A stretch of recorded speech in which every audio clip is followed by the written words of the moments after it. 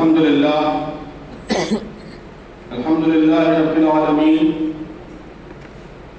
والصلاة والسلام على رسوله الكريم وعلى آله وأصحابه أجمعين إلى يوم الدين.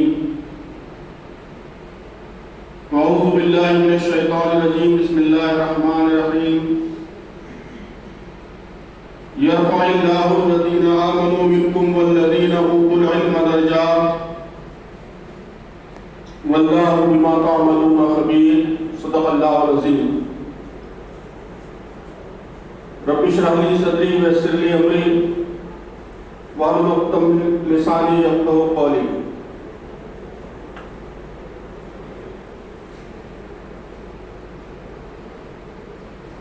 محترم ناظرین جامعہ، جماعت اسلامی ہند کے مرکزی اور ریاستی قائدین،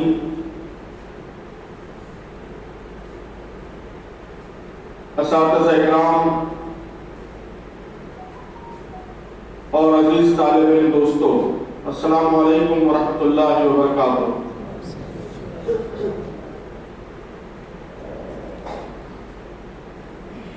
اس وقت بڑی عجیب خوشی کا احساس ہو رہا ہے کہ ایک دیرینہ آرزو کی تکمیل اس وقت اللہ تبارک و تعالیٰ فرما رہا ہے. علامہ حمید الدین فراقی کے دیار میں، مولانا امین احسن اصلاحی رحمۃ اللہ علیہ کے دیار میں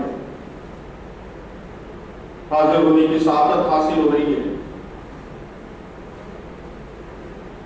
پرسوں دارالمصنفین جانے کا اور وہاں کے مختلف شعبوں کو دیکھنے کا موقع ملا تھا، اور آج اس تاریخی درسگاہ میں حاضری ہو رہی ہے. بلا شبہ یہاں کے در و دیوار سے ہماری تاریخ کی بہت ہی گراں قدر یادیں وابستہ ہیں، اور یہ احساس ایک عجیب لطف کی کیفیت پیدا کر رہا ہے کہ ہندوستانی مسلمانوں کی تاریخ کے، بلکہ عالم اسلام کی علمی تاریخ کے کچھ بہت ہی روشن صفحات اس سرزمین میں تحریر کیے گئے ہیں. اور آپ سب خوش قسمت ہیں. میں اپنے عزیز طالب علم دوستوں سے کہنا چاہوں گا کہ آپ کی خوش نصیبی پر رشک آتا ہے کہ اس عظیم علمی روایت کے تسلسل کا آپ کو موقع مل رہا ہے. اس کے وارث بننے کی سعادت آپ کو حاصل ہو رہی ہے. اللہ تبارک و تعالیٰ اس وراثت کا حق ادا کرنے کی آپ کو توفیق عطا فرمائے. اس وقت مجھے جو موضوع دیا گیا ہے اس کا تعلق دینی مدارس کے نظام تعلیم سے، عصر حاضر کے تعلیمی چیلنجز اور مدارس اسلامیہ. تو مدارس اسلامیہ کا نظام تعلیم اس وقت ساری دنیا میں زیر بحث ہے. ہمارے ملک میں بھی بہت بڑے پیمانے پر ہر جگہ اس پر بحث ہو رہی ہے، اور میں سمجھتا ہوں کہ اس بحث کے 3 بڑے محرکات ہیں. پہلا بڑا محرک تو تمدنی تبدیلیاں ہیں کہ ہم ایک ایسے دور میں رہ رہے ہیں جس میں انسانی تمدن بہت تیزی سے، قیامت کی تیزی سے تبدیل ہو رہا ہے. علم کا دھماکہ ہے، ایکسپلوژن آف نالج. جس رفتار سے علم کی ترقی ہو رہی ہے، علم پیدا ہو رہا ہے، نہ صرف یہ کہ اس کی کوئی نظیر ماضی میں نہیں ملتی، بلکہ اس کا تصور بھی ماضی بعید تو دور کی بات ہے، ماضی قریب میں بھی اس کا تصور بھی ممکن نہیں تھا. کہا جاتا ہے کہ آج سے 100 سوا 100 سال پہلے دنیا کا علم وہ تقریباً 1 صدی میں ڈبل ہوتا تھا. کسی بھی شعبے میں جو مجموعی علم ہے اس کو 2 گنا ہونے میں، ڈبل ہونے میں تقریباً 100 سال کا عرصہ لگتا تھا. نالج ڈبلنگ کرو، یہ فلاسفی آف نالج کا ایک اہم سبجیکٹ ہے جس میں یہ اسٹڈی کی جاتی ہے کہ نالج کس رفتار سے ترقی کر رہا ہے. تو 100 سال پہلے نالج کو ڈبل ہونے میں 100 سال لگتے تھے، اور آج وہ رفتار گھٹ کے صرف 8 مہینے رہ گئی. 8 مہینے، ہر 8 مہینے میں نالج ڈبل ہو رہا ہے، دگنا ہو رہا ہے. پہلے کمپیوٹر، پھر انٹرنیٹ، اور اب آرٹیفیشل انٹیلیجنس. اس نے علم سے استفادے کی، علم کی اپلیکیشن کی ساری شکل بدل کر رکھ دی. ہم تیزی سے ایک ایسی دنیا کی طرف بڑھ رہے ہیں جس میں بگ ڈاٹا یہ سب سے بڑی تمدنی قوت، سب سے بڑا سویلائزیشنل پاور بن کر ابھر رہا ہے. الگوریسی، الگوریتھمز کی بنیاد پر فیصلے کرنا یہ ٹرینڈ عام ہو چکا ہے. آگمنٹڈ ریالٹی اور اس کے ذریعے لوگوں کے ذہنوں کو مسخر کرنے کی صلاحیت، اس نے میڈیا کو غیر معمولی اثر و رسوخ، غیر معمولی طاقت عطا کی ہے. تو بہت ساری باتیں کہی جا سکتی ہیں. خلاصہ یہ کہ غیر معمولی تیز رفتار تمدنی تبدیلیوں کے دور سے ہم گزر رہے ہیں. اس کا اثر زندگی کے ہر شعبے پر پڑ رہا ہے، نظام تعلیم پر بھی پڑ رہا ہے، اور یقیناً دینی نظام تعلیم بھی اس سے غیر متاثر نہیں رہ سکتا. اس پر بھی اس کا اثر پڑ رہا ہے، اس کو اس کا نوٹس لینا ضروری ہے. تو یہ پہلا محرک ہے. دوسرا محرک عالمی سطح پر بھی اور ملک میں بھی آ رہی سیاسی اور سماجی تبدیلیاں. جب چیلنجوں کی نوعیت بدل گئی ہے، مغربی تہذیب یہ بہت پہلے سے چیلنج رہی ہے، لیکن اس دور کی خصوصیت یہ ہے کہ وہ ٹیکنالوجی کی غیر معمولی طاقت سے لیس ہو کر حملہ آور ہے. ہمارے ہر گھر میں ٹیکنالوجی کا حملہ ہے، ٹیکنالوجی کا آنسلاٹ ہے. ہماری سابقہ نسلوں کو جو تہذیبی حصار میسر تھا وہ ہمارے بچوں کو میسر نہیں ہے، آنے والی نسلوں کو میسر نہیں ہے. دنیا بھر کی تہذیبیں ان کے معصوم ذہنوں پر طرح طرح سے حملہ کر رہی ہیں. اور اب چند برسوں سے ہم دیکھ رہے ہیں کہ مغربی تہذیب کے پہلو ب پہلو اس ملک کی مشرکانہ تہذیب بھی زبردست سیاسی طاقت کے ساتھ، وسائل کی بھرپور طاقت کے ساتھ ہمارے افکار پر، ہماری تہذیب پر، ہمارے عقیدے پر، ہماری قدروں پر حملہ آور ہے اور سب کچھ تہس نہس کرنے کا عزم رکھتی. یہ دوسرا محرک ہے. اور تیسرا محرک وہ سیاسی اور قانونی تقاضے ہیں، ان کا دباؤ ہے. مدارس عربیہ پر بھی آپ دیکھ رہے ہیں کہ طرح طرح کے دباؤ ہے. اب جو زیادہ تر بحث ہے وہ اسی تیسرے محرک کے نتیجے میں، لیکن میں سمجھتا ہوں کہ وہ اصل محرک نہیں ہے. اصل محرکات تو پہلے 2 ہیں، ان کو اہمیت ملنی چاہیے.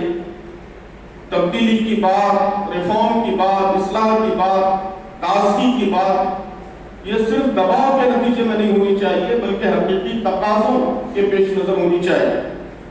تو اس لیے اصلاً جو محرکات پیش نظر رہنے چاہیے وہ پہلے 2 محرکات ہیں. اور ہم یہ بھی جانتے ہیں کہ مدارس دینیہ کی اس وقت جو شکل ہندوستان میں پائی جاتی ہے، تاریخ ہمیں بتاتی ہے کہ وہ پہلے 2 محرکات ہی کی پیداوار ہے.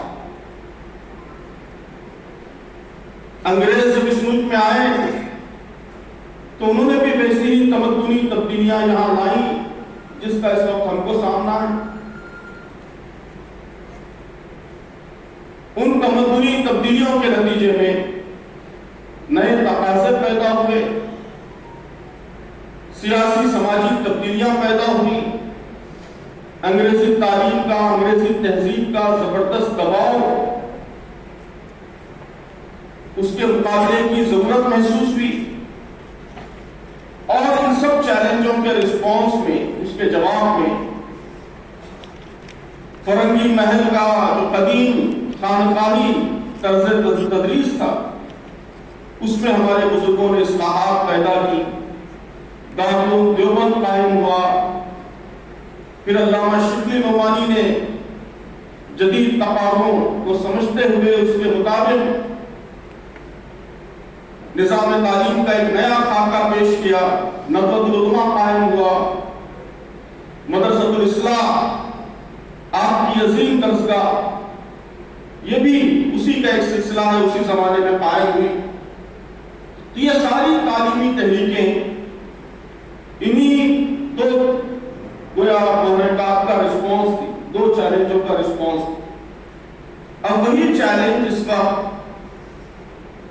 ایک نئے روپ میں اور پہلے سے کہیں زیادہ طاقتور حیثیت میں، طاقتور روپ میں اس وقت ہم کو درپیش ہے۔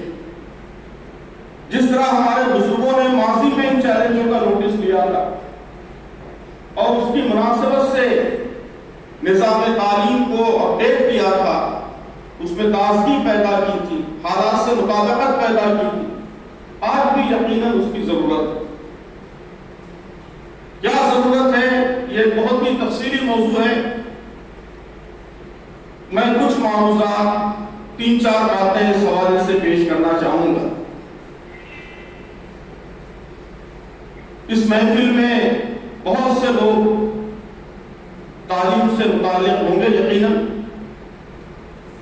اور آپ نے ایک مشہور کمیشن کا ذکر سنا ہوگا جسے ڈیلرز کمیشن کہا جاتا ہے، کہ اقوام متحدہ نے اس صدی کے آغاز کے بعد ایک خصوصی کمیشن قائم کیا تھا کہ دنیا میں جو تبدیلیاں آ رہی ہیں ان تبدیلیوں کے پیش نظر آنے والی نسلوں کو کس طرح کا نظام تعلیم چاہیے، کس طرح کا ایجوکیشنل سسٹم چاہیے، اس کی اسٹڈی کے لیے ڈیلرز کمیشن قائم کیا گیا تھا۔ اس کمیشن نے بہت لمبی چوڑی اسٹڈی کی، دنیا کے کئی ملکوں کا دورہ کیا اور اس کے بعد ایک تفصیلی رپورٹ پبلش کی جسے ڈیلرز رپورٹ کہتے ہیں۔ ساری دنیا میں اس وقت جو تعلیمی بحثیں ہو رہی ہیں اس میں اس رپورٹ کی سفارشات کو بڑی اہمیت دی جاتی ہے، اور جو مسلمان ماہرین تعلیم ہیں، اسلام پسند ماہرین تعلیم ہیں، انہوں نے بھی اس رپورٹ کو بڑی اہمیت دی ہے، اس لیے کہ اس کے بہت سے تصورات ہمارے تصورات سے ہم آہنگ ہیں، بعض متصادم بھی ہیں یقیناً، ظاہر انہیں چھوڑنا ہوگا، لیکن بہت سے تصورات ہم آہنگ بھی، خاص طور پر تعلیم کے جو 4 پلرز کمیشن کی رپورٹ میں بیان کیے گئے، 4 ستون، میں سمجھتا ہوں کہ ان کا بڑا گہرا تعلق مدارس عربیہ کی تعلیم سے بھی ہے، دینی تعلیم سے بھی۔ ڈیلرز کمیشن کہتا ہے کہ نئی صدی میں نئے حالات میں جو نظام تعلیم ہمارے بچوں کو چاہیے تو اس کی 4 بڑی اہم بنیادیں، 4 ستون ہیں۔ پہلی چیز وہ کہتے ہیں لرننگ ٹو لرن،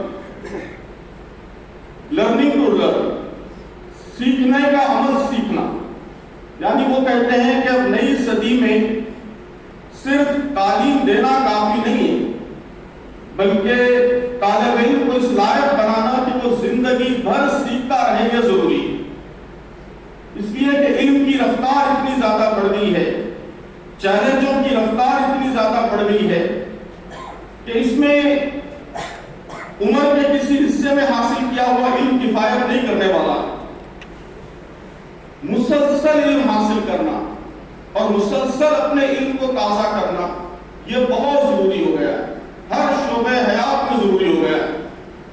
تو اس لیے وہ کہتے ہیں کہ اب تعلیم کا اپروچ بدلنے کی ضرورت ہے کہ صرف کچھ سکھا دینا کافی نہیں ہے، بلکہ طالب علم کو اس طرح تیار کرنا کہ وہ زندگی بھر سیکھتا رہے، زندگی بھر نئی صلاحیتیں پیدا کرتا رہے، نئے علوم حاصل کرتا رہے، یہ لیاقت اس کے اندر پیدا کرنا یہ بہت ضروری ہے۔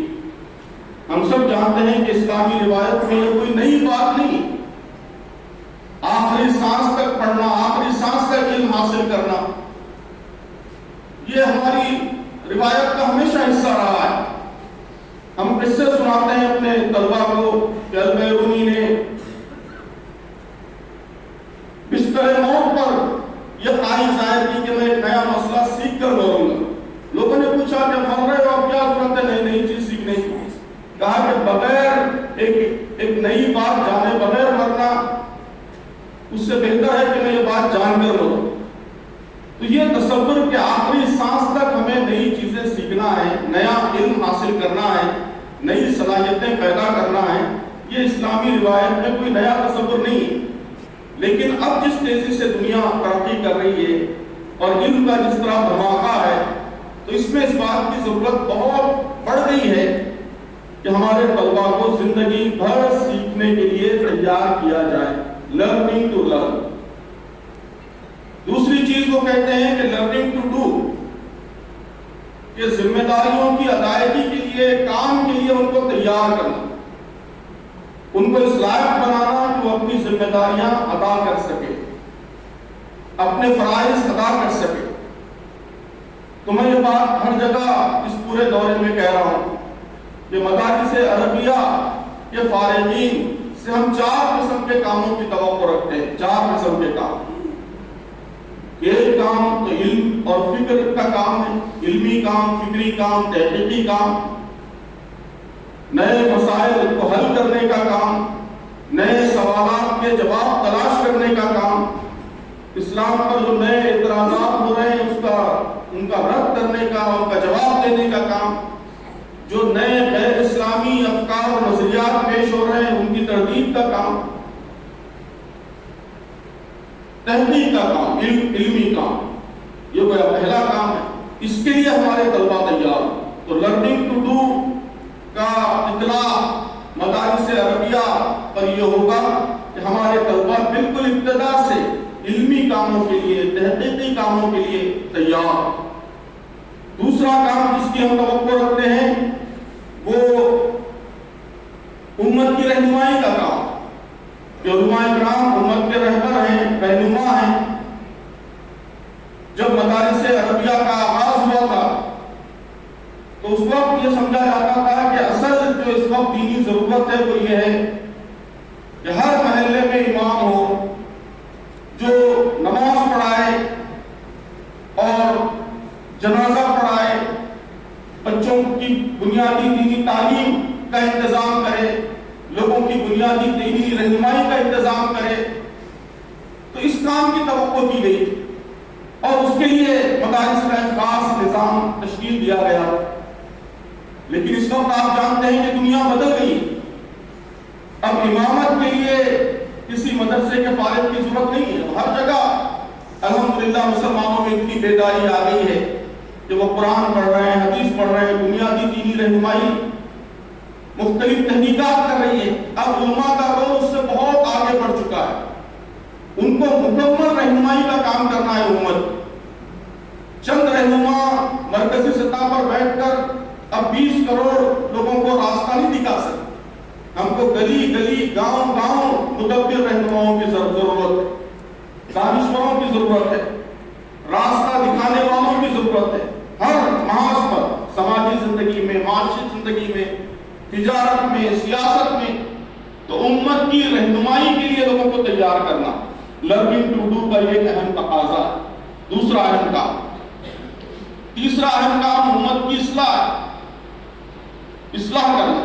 ظاہر ہے کہ اس کام کی طرف ہمیشہ علماء متوجہ رہے ہیں اور ہر زمانے میں علماء نے اصلاح امت کا بیڑا اٹھایا ہے، اس کے تقاضے نبھائے بھی ہیں۔ لیکن ہمیں یہ دیکھنا ہوگا کہ اس وقت کن کن پہلوؤں سے اصلاح کی ضرورت ہے۔ اصلاح کے وہ کون سے پہلو ہیں، وہ کون سے گوشے ہیں جو آج بھی نظر انداز ہیں، جن پر توجہ کم ہے۔ اسلام ایک مکمل ضابطۂ زندگی، بعض پہلوؤں سے مسلمانوں کے رویے بہت مثالی ہے، آئیڈیل ہے، لیکن بہت سے پہلو ایسے ہیں جن پر نہ صرف یہ کہ اسلام ایک مکمل ضابطۂ زندگی ہے بلکہ اس کے تحت جو ہمارے اخلاقیات ہیں، جو ہمارے اصول ہیں، جو ہمارے قواعد ہیں، جو ہمارے ضوابط ہیں، ان پر توجہ نہیں ہے۔ اس لیے کہ جن کے حوالے سے مسلمانوں میں عملی کمزوریاں پائی جاتی ہیں، خرابیاں پائی جاتی ہیں، بلکہ اس سے آگے بڑھ کر مسئلہ یہ ہے کہ اسلامی کوششوں میں بھی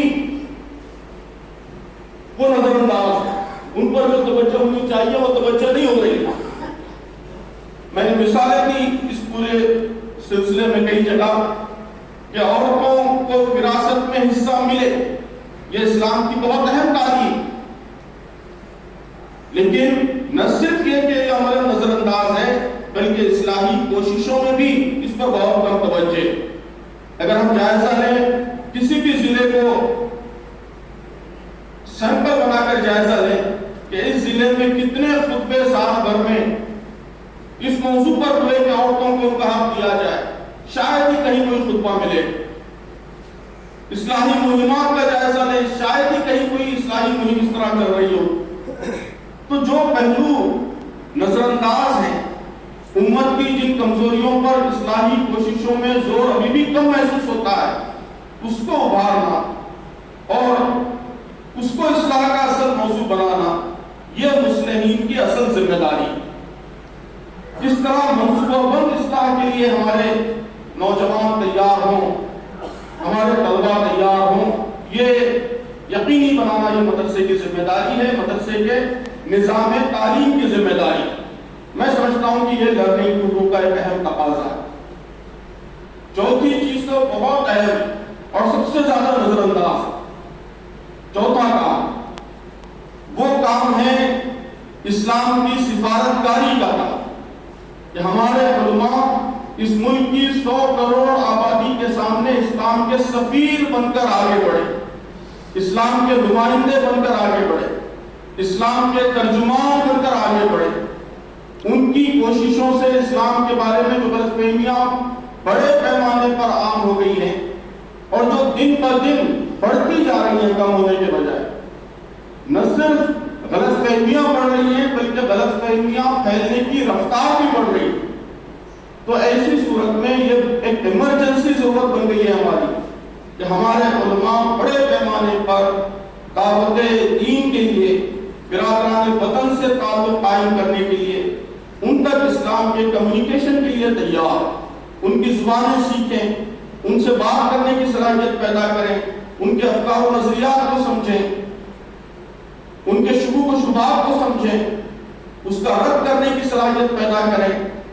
تو یہ چوتھا اہم کام، لرننگ ٹو ڈو کے یہ چاروں تقاضے، تو learning to learn, learning to do, learning to live together.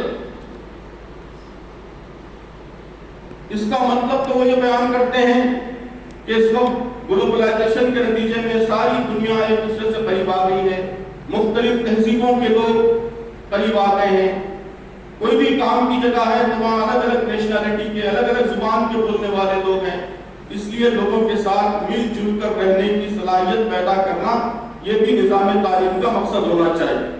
ہم اس کو اس طرح بدل سکتے ہیں اسلامی تصورات کے مطابق کہ دنیا کے مختلف لوگوں سے، مختلف تہذیبوں سے ڈائیلاگ کرنے کی، ان سے بات کرنے کی، ان کو متاثر کرنے کی صلاحیت ہمارے علماء کے اندر پیدا ہو۔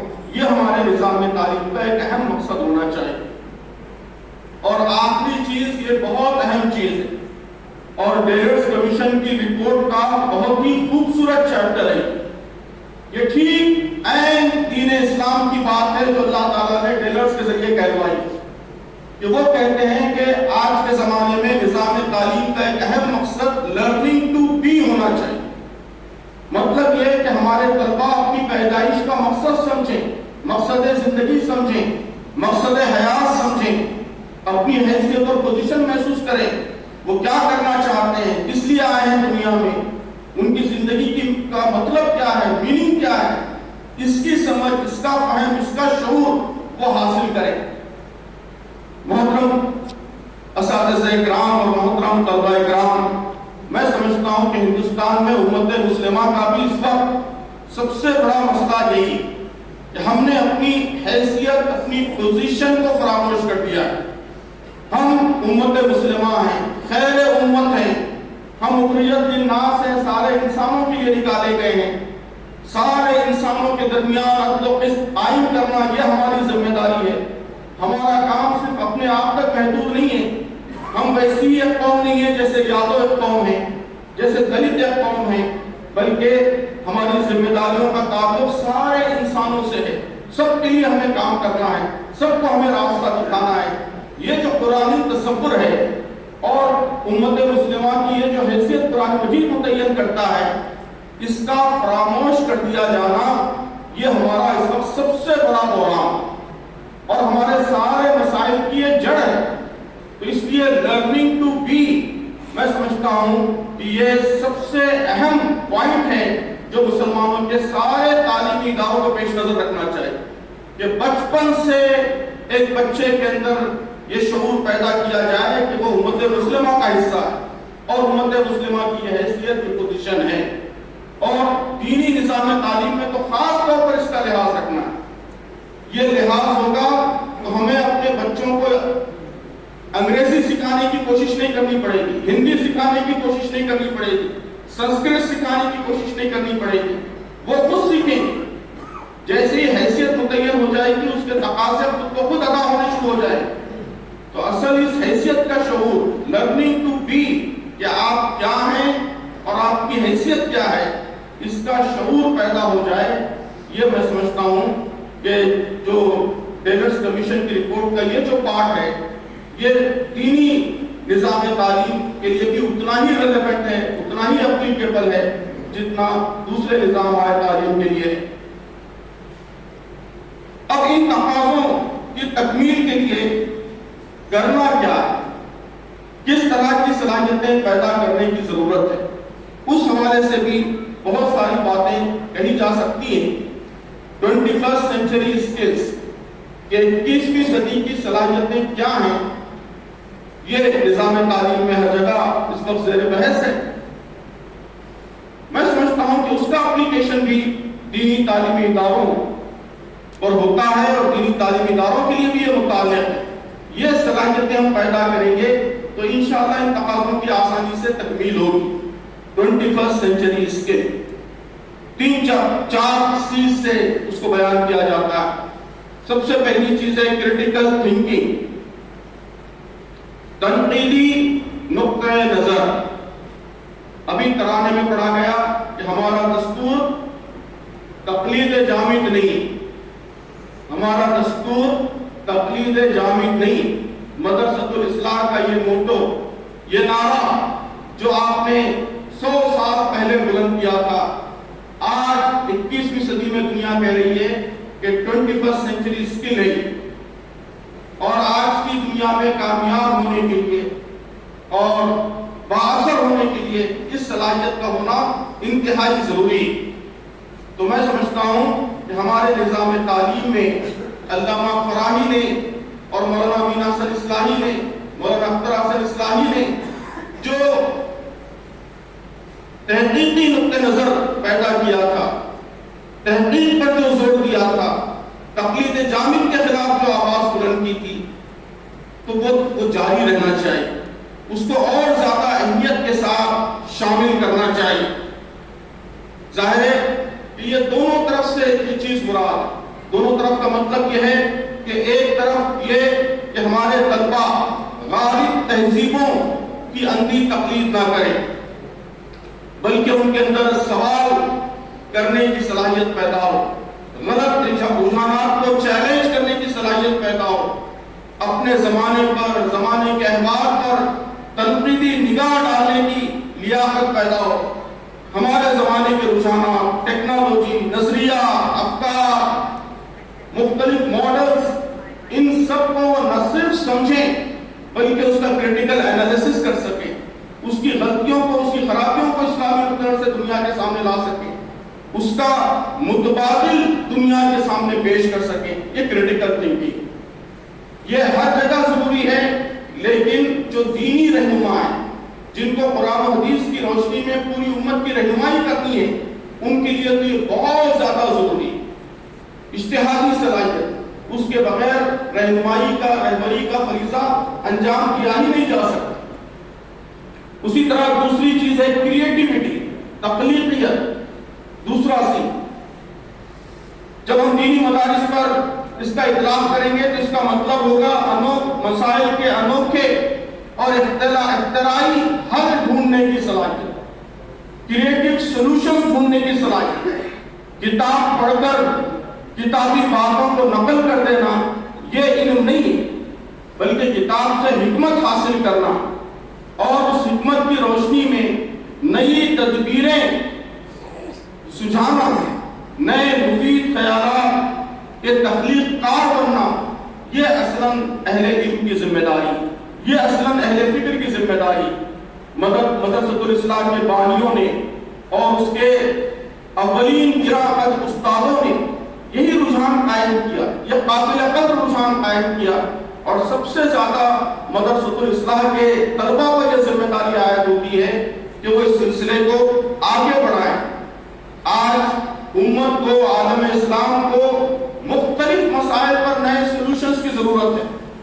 محض فتوے دینا، حلال حرام ڈکلیئر کر دینا یہ کام آسان ہے، یہ سارے مدارس کر رہے ہیں، لیکن آپ کا کام اس سے آگے ہے کہ آپ صرف حلال حرام کا فتویٰ نہ دیں، بلکہ نئے حلال متبادلات فراہم کریں، نئے حلال راستے سجھائیں، حرام سے بچنے کی نئی تدابیر امت کو بتائیں۔ اس کے لیے تخلیقی ذہن چاہیے، کریٹو مائنڈ چاہیے، یہ پیدا کرنا یہ بھی میں سمجھتا ہوں کہ مدرسے کی ذمہ داری۔ تیسری چیز کمیونیکیشن ہے، بات چیت کرنے کی صلاحیت، ساری دنیا سے بات چیت کرنے کی صلاحیت۔ ظاہر ہے اس کے لیے دنیا کی مختلف زبانیں سیکھنا بھی اس صلاحیت میں شامل ہے۔ کمیونیکیشن کی مختلف ٹیکنالوجیز، مختلف ٹولز، اس پر قدرت حاصل کرنا یہ چیز بھی اس میں شامل ہے۔ جدید جو علمی طریقے ہیں، جدید جو علمی زبان ہے، وہ زبان جو دنیا سمجھتی ہے، اس زبان پر قدرت حاصل کرنا یہ بھی اس میں شامل ہے۔ جدید میڈیا کی زبان، وہ زبان جس میں میڈیا میں بات کی جاتی ہے، میڈیا کے استعمال کنندگان، میڈیا کے صارفین جس زبان کو سمجھتے ہیں، اس زبان پر قدرت حاصل کرنا وہ بھی کمیونیکیشن میں شامل ہے۔ تو ہر پہلو سے کمیونیکیشن کی صلاحیت، یہ تیسرا سی 21 سینچری تیسری اہم ترین اسکل، اس کی بھی بہت زیادہ ضرورت جس طرح عام اسکولوں کو ہے اس سے کہیں زیادہ ضرورت مدارس عربیہ کو ہے، دینی مدارس کو ہے، اس لیے کہ انہیں رہنمائی کا فریضہ انجام دینا ہے۔ اور آخری چیز، یہ بڑی اہم چیز ہے، اسے 21 سینچری اسکلز میں بھی بہت اہمیت کے ساتھ شامل کیا گیا ہے، کولیبریشن۔ اور بدقسمتی سے امت مسلمہ میں آج بھی اس کا بڑا فقدان، بڑی کمی۔ کولیبریشن کا مطلب یہ ہے کہ لوگوں کے ساتھ مل کر کام کرنا، ٹیم بنا کر کام کرنا، ایک اور ایک مل کر 11 بن جانا۔ میری صلاحیت اور آپ کی صلاحیت، ہم دونوں ملیں اور پارٹنرشپ میں مل کر کام کریں اور اس کے نتیجے میں زیادہ غیر معمولی کام کر سکیں۔ میں اکیلا کام کرتا تو ایک کام ہوتا، آپ اکیلے کام کرتے تو ایک کام ہوتا، 2 کام ہوتے، دونوں اکیلے کرتے، لیکن ہم مل کر کریں تو 11 کام کرتے۔ اسے کہتے ہیں کولیبریشن۔ یہ خاص صلاحیت ہے جس میں ایک دوسرے کی رعایت کرنی پڑتی ہے، ایک دوسرے کے احترام کا جذبہ درکار ہوتا ہے، ایک دوسرے کو سہولت دینا، رعایت دینا، برداشت کرنا، اس کی صلاحیت درکار ہوتی ہے۔ اختلافات کو حدود میں رکھنا، اس کی صلاحیت درکار ہوتی ہے۔ تو انہی چیزوں کے نتیجے میں بڑے کام ممکن ہوتے ہیں۔ تو کہا جا رہا ہے کہ 21 سینچری اسکلز میں اس اسکل کی بڑی اہمیت ہے کہ بچوں کے اندر، ہمارے طلباء کے اندر مل جل کر کام کرنے کی صلاحیت پیدا ہو۔ میں نے عرض کیا کہ اس وقت امت میں اس کام کا بحران ہے، بڑی کمی ہے۔ آپ علمی دنیا میں ہی دیکھ لیجئے کہ معاصر علمی دنیا میں، مغربی دنیا میں یہ عام رجحان ہے کہ 3 لوگ مل کر، 4 لوگ مل کر علمی کام کرتے ہیں۔ بڑی اہم کتاب آتی ہے، اس میں 4 مصنفین کے نام درج ہوتے ہیں۔ آپ ہندوستان میں ہماری علمی کاوشوں میں ایک مثال نہیں پیش کر سکتے، 2 لوگ مل کے کام ہی نہیں کر سکتے۔ ہماری تنظیموں میں انتشار، ہماری انجمنوں میں انتشار، مل کے بزنس نہیں کر سکتے۔ جتنی بڑی بڑی کارپوریشنز ہیں، MNCs ہیں، وہ اسی کی مثال ہے کہ انہوں نے ساری دنیا کا سرمایہ اکٹھا کیا اور اس کے نتیجے میں بڑے بڑے بزنس قائم کیے۔ امت مسلمہ میں مسئلہ یہ ہے کہ دو بیٹے، باپ کی تجارت کو دو بیٹے مل کر جاری نہیں رکھ سکتے۔ تھوڑے دن جاری رکھتے ہیں، جھگڑا ہوتا ہے، پھر دونوں کی الگ الگ تجارت ہو جاتی ہے۔ بزنس میں بھی ہم مل کر بزنس نہیں کر سکتے۔ تو کولیبوریشن کا مزاج، یہ اس کی ضرورت پوری امت کو ہے، لیکن ظاہر کی شروعات یہیں سے ہوگی، علماء دین سے ہوگی، رہبروں سے ہوگی، جو امت کی قیادت کر رہے ہیں ان کی جانب سے ہوگی۔ تو کولیبوریشن کی صلاحیت پیدا کرنا، ہر کام، چاہے وہ علمی کام ہو، تنظیمی کام ہو، سیاسی کام ہو، سماجی کام ہو، مل کر کیا جائے، ایک دوسرے کی صلاحیتوں کے اشتراک کے ساتھ کیا جائے، اختلافات کو مناسب حدود میں رکھتے ہوئے مشترکہ باتوں پر مشترکہ عمل کیا جائے۔ تو یہ جو مزاج ہے، اس کو بھی 21 سینچری اسکلز میں بہت ہی اہمیت کے ساتھ شامل کیا گیا۔ تو یہ 4 C، critical thinking, creativity, communication اور کولیبوریشن، اسی کے نتیجے میں کہا جا رہا ہے کہ ہم جدید تقاضوں کی تکمیل کر سکتے ہیں۔ نئے جو چیلنجز ہیں، ان چیلنجز کو ایڈریس کرنا ان صلاحیتوں کے نتیجے ہی میں ممکن ہے۔ ظاہر ہے کہ جو بنیادی اصولی باتیں ہیں اس پر میں نے زیادہ زور نہیں دیا ہے، بلکہ چونکہ میرا عنوان یہ رکھا گیا ہے کہ عصر حاضر کے تعلیمی چیلنجز، تو جو تعلیمی چیلنجز نئے تمدن نے اور تہذیبی دباؤ نے، تہذیبی حملوں نے پیدا کیے ہیں، ان چیلنجز کو رسپونڈ کرنے کی کیا تدبیریں ہو سکتی ہیں، کیا طریقے ہو سکتے ہیں، اس حوالے سے دنیا کے مختلف نظام ہے تعلیم میں کیا تبدیلیاں لائی جا رہی ہیں، اور ان تبدیلیوں سے ہم دینی نظام تعلیم میں کیسے استفادہ کر سکتے ہیں، اس کو میں نے واضح کرنے کی کوشش کی۔ اس بات کی بھی بڑی ضرورت ہے کولیبوریشن کے لیے، کمیونیکیشن کے لیے، معاصر دنیا سے بات کرنے کے لیے ضروری ہے کہ ہم بڑی گہرائی کے ساتھ جاہلیت کو سمجھیں، جاہلیت کا شعور حاصل کریں۔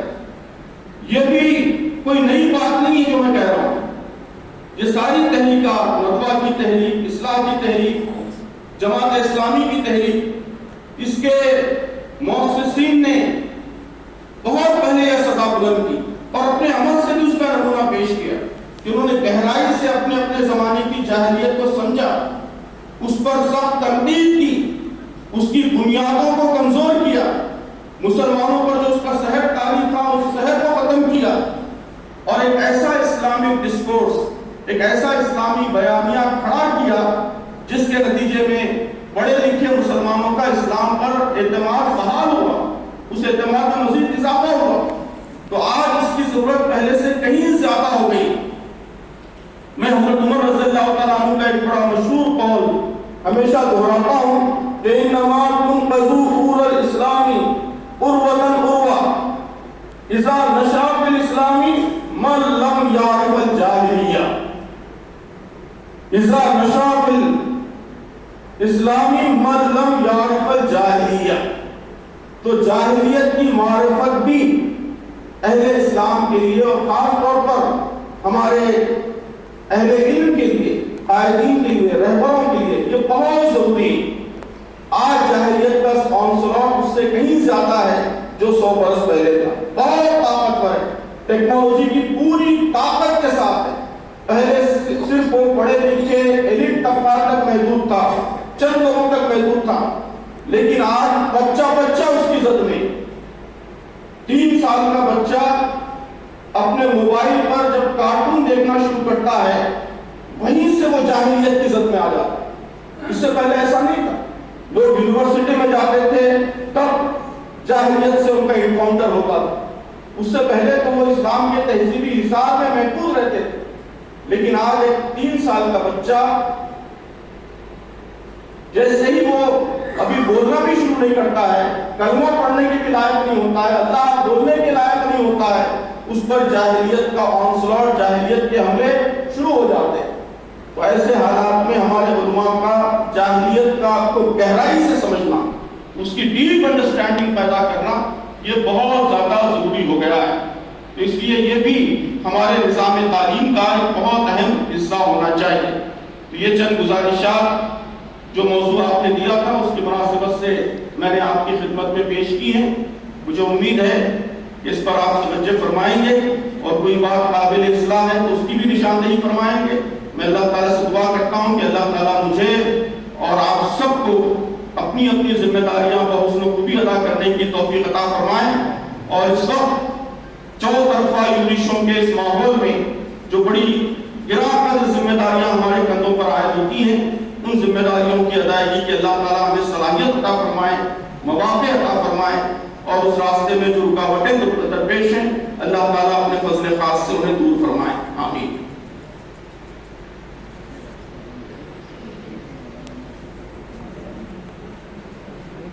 بہت بہت شکریہ محترم امیر جماعت، آپ نے انتہائی قیمتی خیالات کا اظہار کیا۔